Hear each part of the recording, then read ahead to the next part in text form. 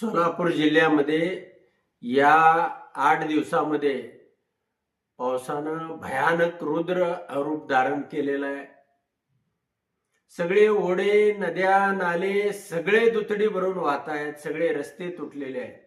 आणि सगळ्यात महत्वाचं म्हणजे शेतकऱ्याच्या शेतामध्ये जे जे होतं, मग बाजरी असेल, कांदा असेल, ऊस असेल, केळी असेल, हे सगळं काय संपलेलं आहे. आणि कधी नव्हे एवढा भयानक हा शेतकरी संकटामध्ये आहे. आणि या परिस्थितीमध्ये आज या जिल्ह्यामध्ये मुख्यमंत्री आणि उपमुख्यमंत्री पाहणी दौरा करणार आहेत. जरूर तुम्ही सहानुभूती मिळवा, पण मुंबईला गेल्याबरोबर पहिल्यांदा या महाराष्ट्रामधली कर्जमाफी जाहीर करा. कारण त्याच्या घरामध्ये पीठ मीठ सुद्धा उरलेलं नाही. उद्याचं त्याचं भविष्य संपलेलं आहे. आणि तुमच्या डोक्यामध्ये वेळेप्रमाणेच निवडून येऊ ही जर तुमची कल्पना असेल तर या पुढच्या काळामध्ये हे या महाराष्ट्रामध्ये भारतामध्ये घडणार नाही. तुम्हाला हा एक समजुतीचा किंवा प्रामाणिकपणाचा सल्ला देतोय.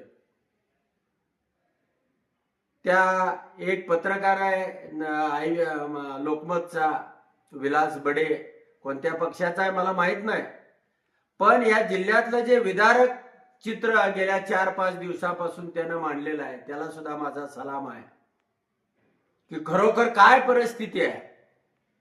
आणि राज्यकर्ते म्हणून तुम्ही जर या पद्धतीनं कर्जमाफी केली नाही तर या पुढच्या काळात वोट चोरी नाही, भविष्य काळामध्ये हायड्रोजन बॉम्ब बरोबर अणुबॉम्ब सुद्धा येणार आहे. याची जाणीव तुम्हाला असली पाहिजे.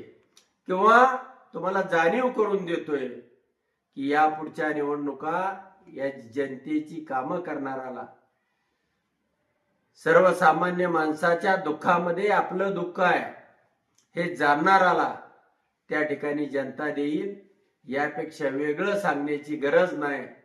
तुम्ही गेल्याबरोबर ही कर्जमाफी कराल अशी सोलापूर जिल्ह्याच्या वतीनं अपेक्षा व्यक्त करतो आणि थांबतो. धन्यवाद.